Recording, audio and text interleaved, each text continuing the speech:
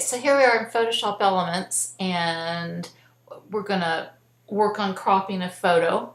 So when you open up Photoshop Elements, this is basically what it looks like. Now you have a couple of different selections you can make that will change the way it displays. Quick kind of simplifies the tools, which actually in some ways can be kind of nice. And you've got a guided option, which will actually tell you how to do things. And then the expert shows all of your tools right here. So a lot of times I'll just work on this in expert. But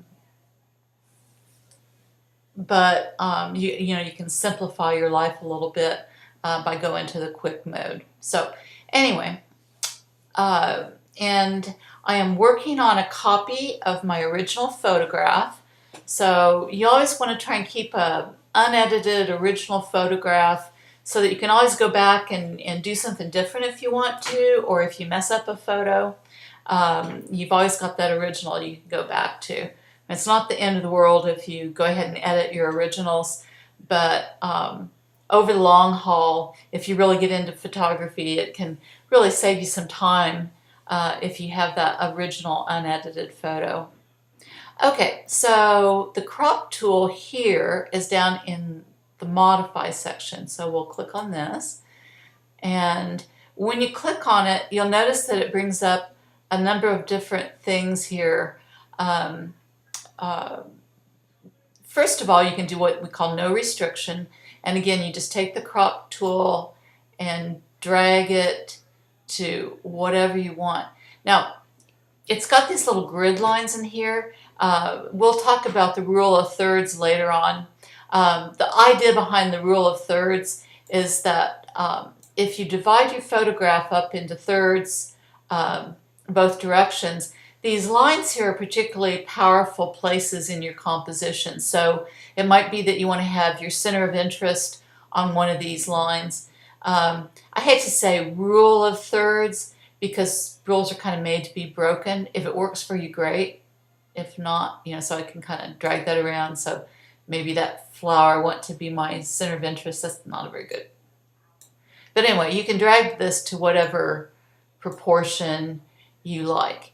If you like the crop, then you can either just click on this or click on the little check mark, and there's our crop. But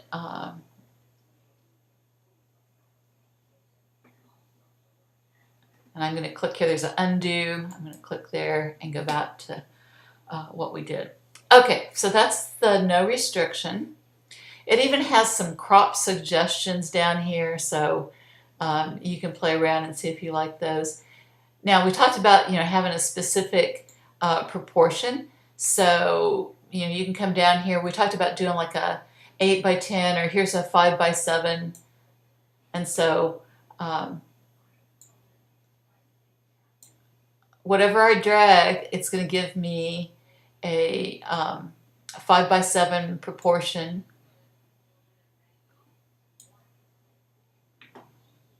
And if I want this to be vertical rather than horizontal, if you click here,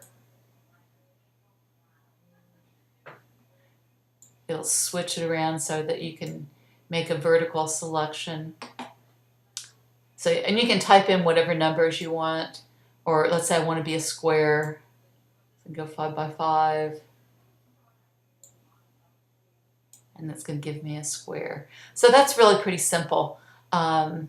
How that works, and you can kind of play around with some of the other options in here. You can get different kinds of grids.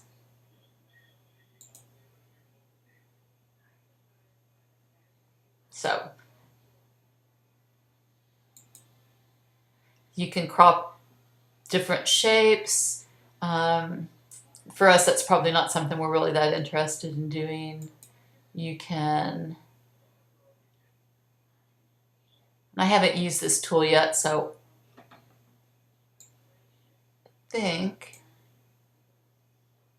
Well, I'm not quite sure how this one works, so I'm just going to get out of it for right now. So anyway, that's all you need to know for your crop. And then, of course, once you're done editing, you want to save your photo. Okay.